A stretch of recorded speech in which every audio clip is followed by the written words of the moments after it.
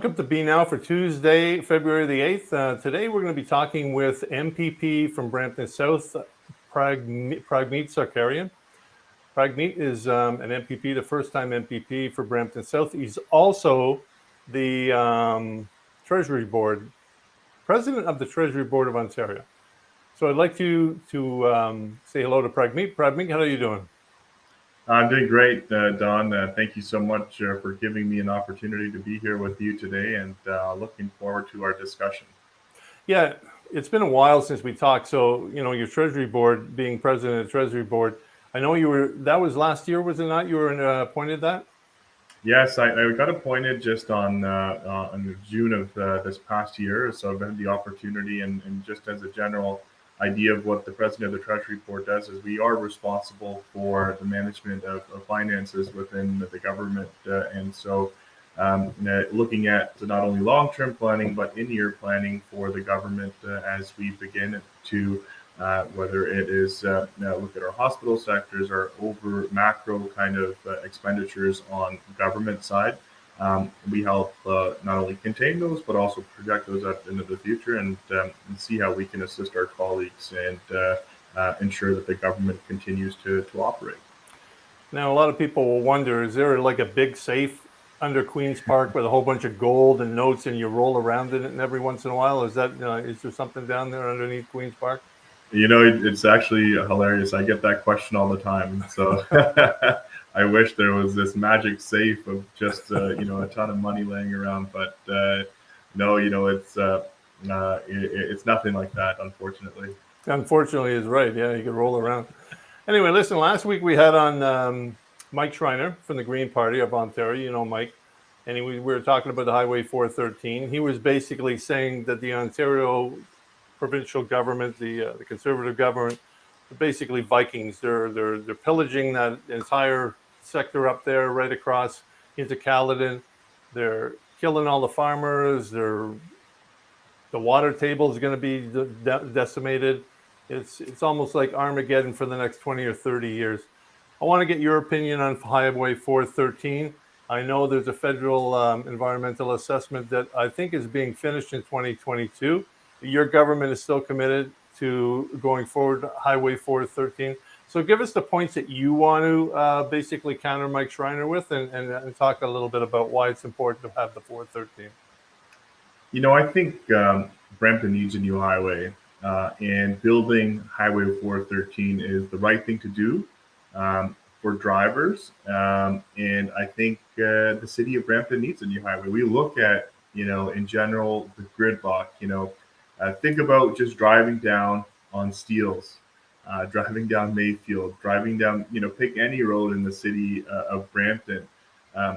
There's no one that can dispute that there is significant gridlock that it already exists. But when we look at the future projections from a population perspective, take just the next 5 years. The Greater Golden Horseshoe is expected to attract 1 million people. That, for context purposes, that's almost the entire population of the city of Ottawa. And we don't currently have the highway capacity to get, to sustain that. And so I don't believe we deserve to sit in gridlock for hours on end. And, if we don't act now, it's only going to get worse.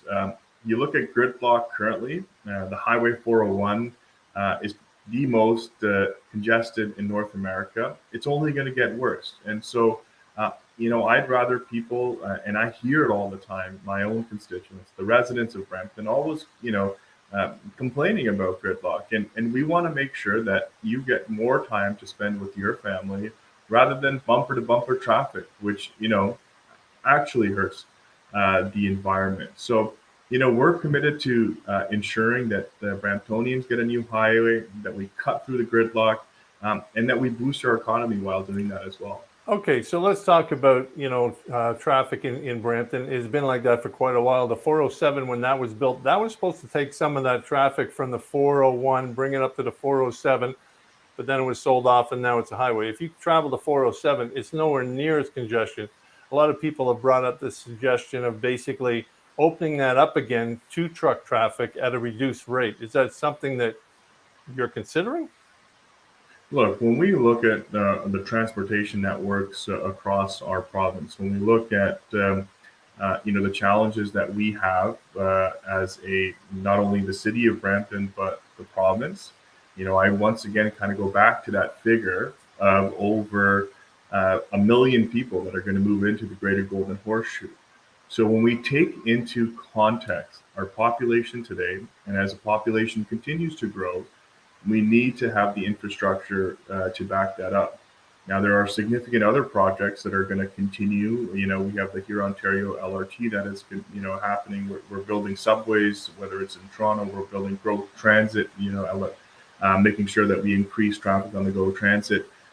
These are all a part of the plan, but we believe that a significant investment is needed in our highways to ensure that the surrounding area of Brampton, as we continue to grow, has that opportunity. Now, there are, of course, as you mentioned, other highways that people can use, but our studies, our expectations are that population growth and the need of Bramptonians is to build this highway, and that's exactly what we want to do, so we can keep people out of that bumper-to-bumper traffic. All right, so I know that in original plans for that highway, there was supposed to be a dedicated bus lane and a delegated LRT lane, right, along that whole 413 highway.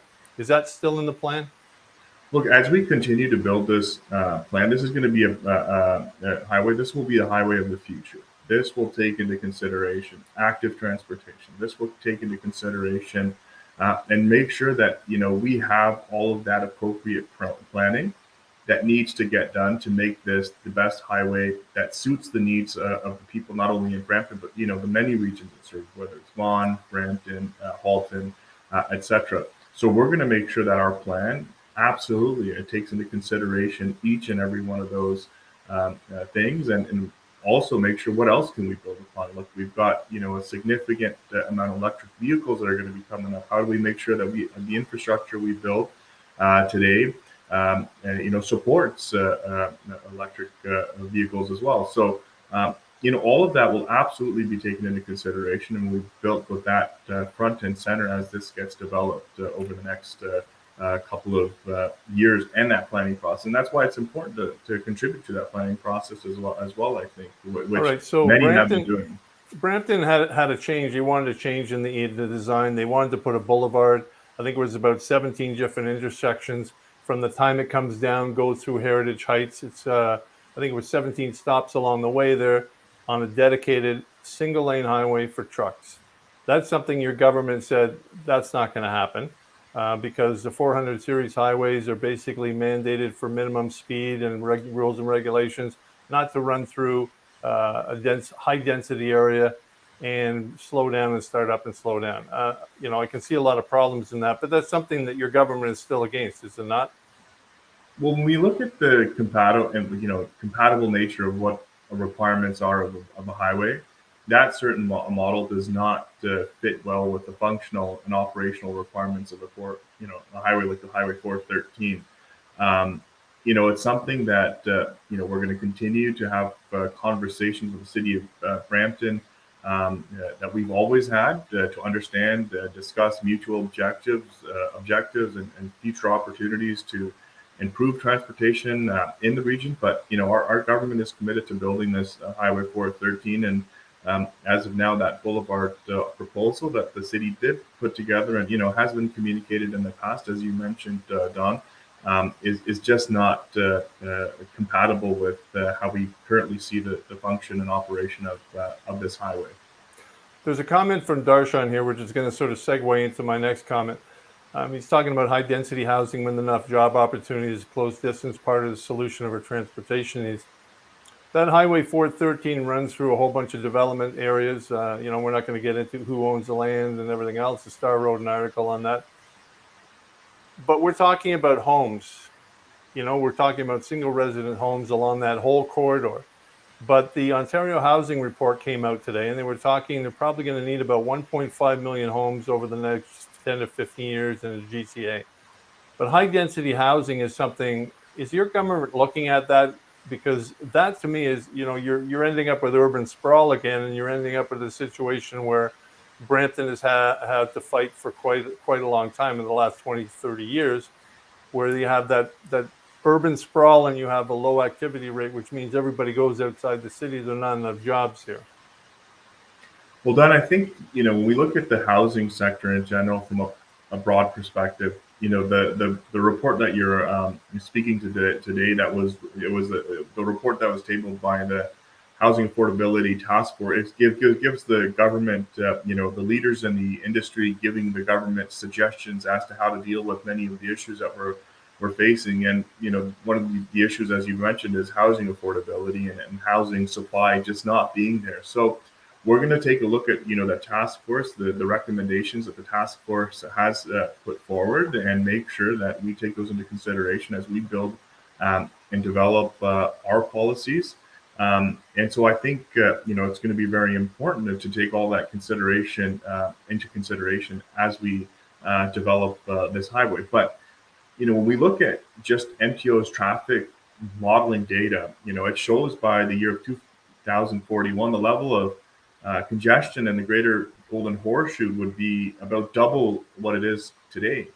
And so that's why, we need these type of investments in our infrastructure, into our highways, to make sure that we plan for the future, that we build our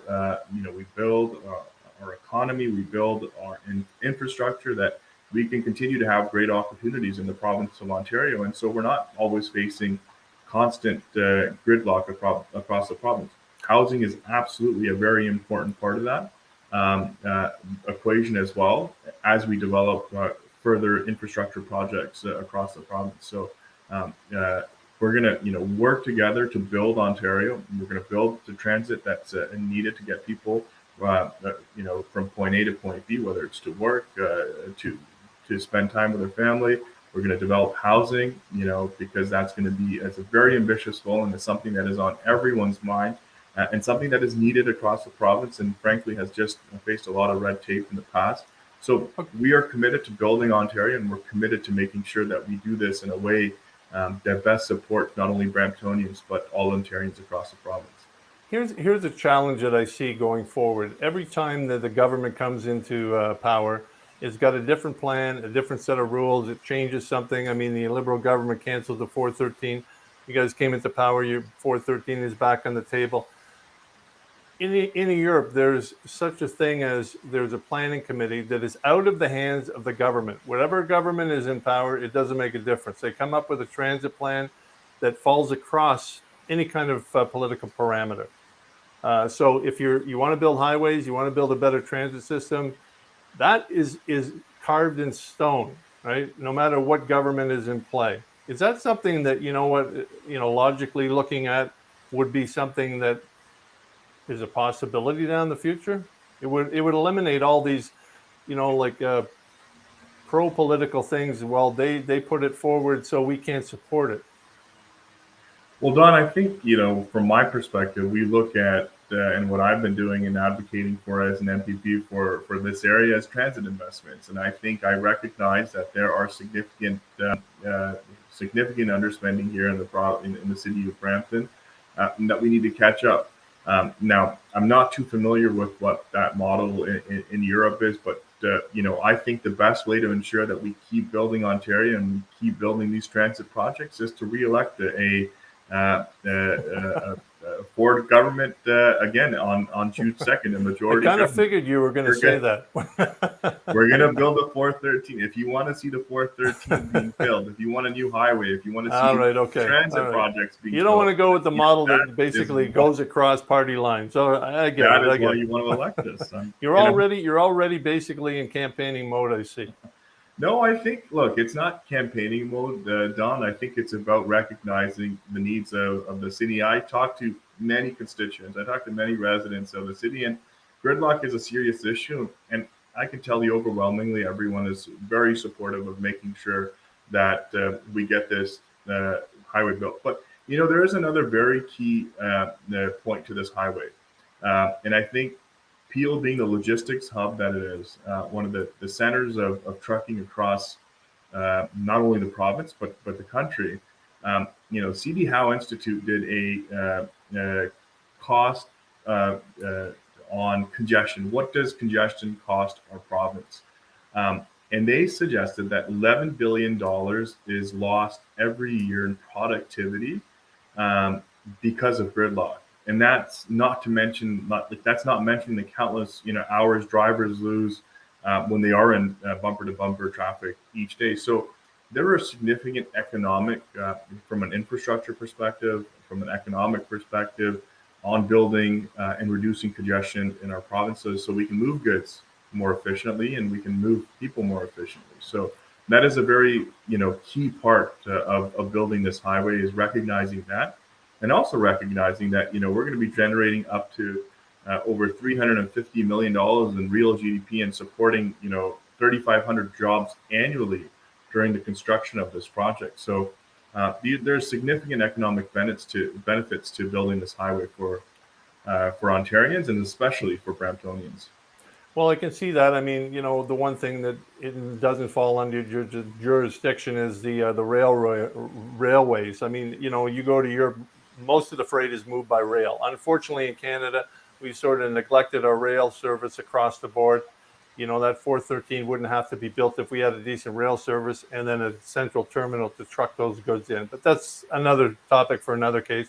You were talking about the needs of the Bramptonians. Another need for Bramptonians is a hospital.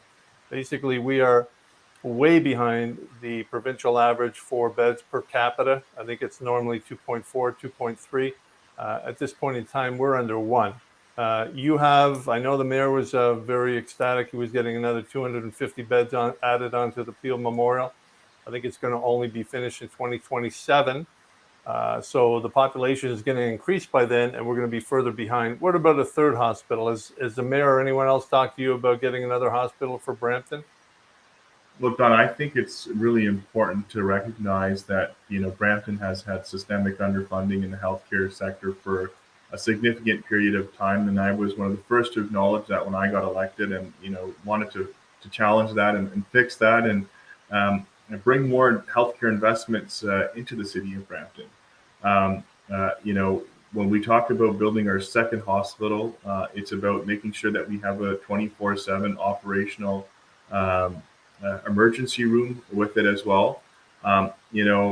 If we look at what we've done just in the past year, we've also added to the William Osler system an additional 87 acute care beds to manage, a lot of the growth that is happening, but also to manage the capacity issues that we're seeing. These are new beds that we're putting into the system to make sure that we can keep up with the demand, and given the capacity restrictions that we currently have, with given the facility that encompasses our healthcare system, we're going to continue to find innovative ways to develop that. Now, another very important part of our healthcare system that sometimes, that takes pressure off our healthcare system, that our government has invested significantly into, especially in the city of Brampton, is long-term care homes. We have over 600 beds that will be coming online. Some are in the process already, but approved 600 beds for construction, for licensing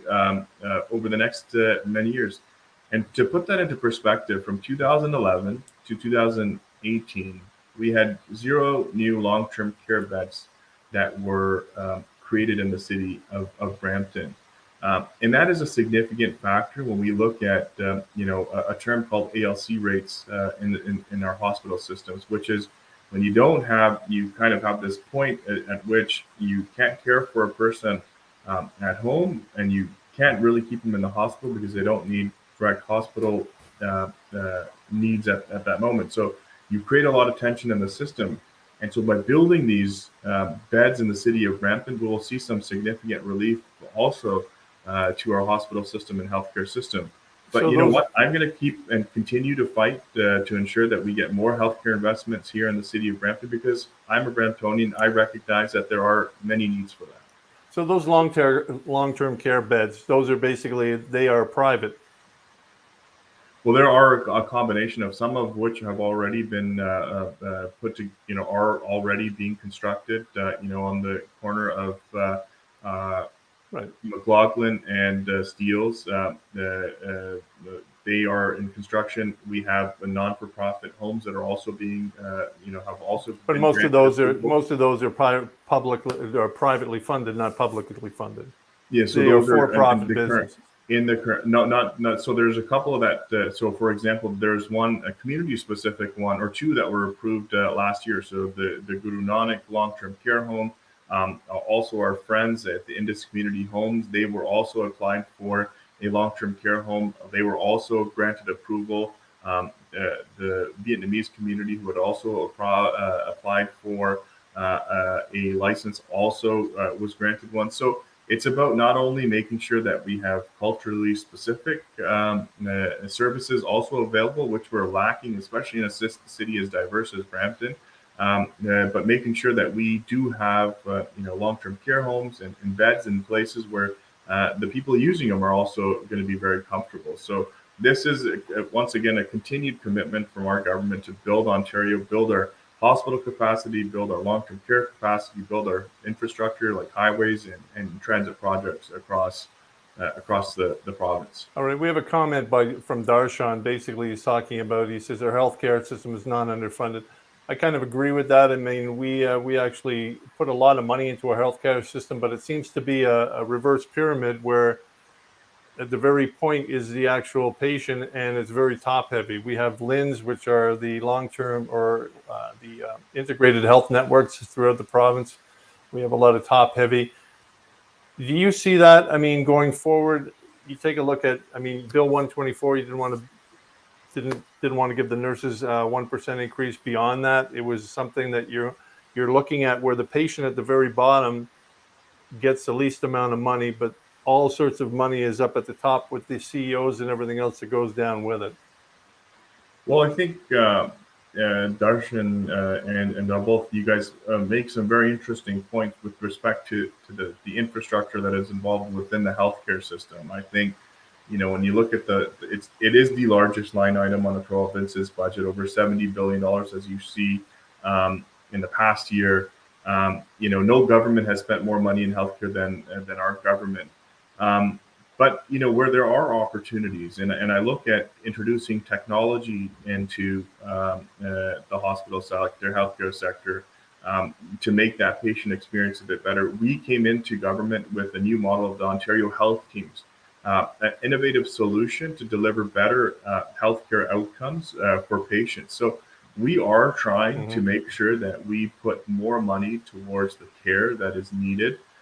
Rather than in the bureaucracy of healthcare, and that's a very good point that has been raised by you, Don, and both Darshan, and it's something that we'll continue to make sure that the money should be for healthcare, the patients that need it the most, and also to make sure that we have a system that allows for those outcomes to be the most appropriate for the needs. So whether that be more technology into the healthcare system, investing more to ensure that the patients, whether through capacity improvements or other improvements, that is a critical part of the plan here for the future of this province and city's healthcare. All right, just one last question. I know that there was something in the news today about license plate renewal stickers. The province looking at not even collecting money on that. Is that something that you can comment on or not? Well, look, what I can say on that, Don, is that our government understands that affordability is a key issue for many and all Ontarians, and we're going to do whatever we can to examine as many options as possible to put more money into the pockets of hardworking Ontarians across not only Brampton but the province of Ontario. That's a lot of money out of the public purse. That's over $1 billion a year collected.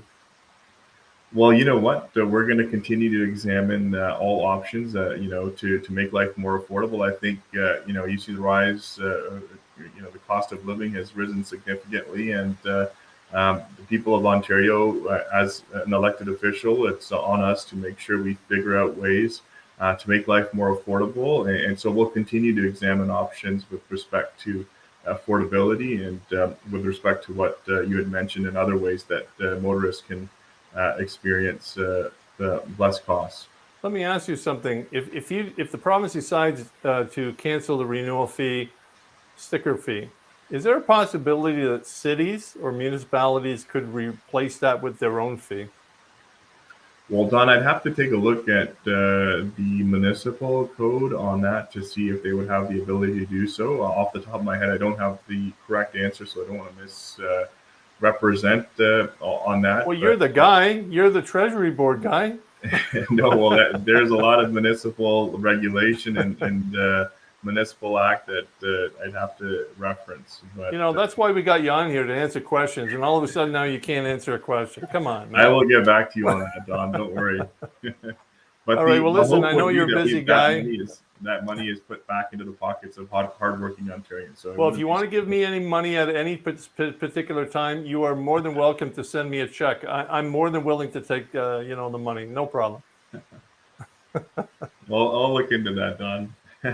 All right. Well, listen, I know you're a busy guy, Prabmeet. You got a bunch of things that you got to do, so I know that you got to leave. But thank you for joining us. We'd love to have you back on, and know there's a provincial election coming up, so I don't think there would be a problem getting you back on and take a look at what you're planning on if you get reelected.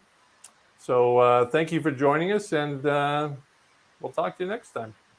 Thanks for having me on, Don. Absolutely appreciate the opportunity to be here with you and all of your viewers, and look forward to coming back. It's always a pleasure, Prabmeet. Thank you. All right, well, that's it for Tuesday, February the 8th. Thank you for joining us. If you got a topic that you want us to delve into, you can always email me at don@citystudio.ca, and we'll see you next Tuesday.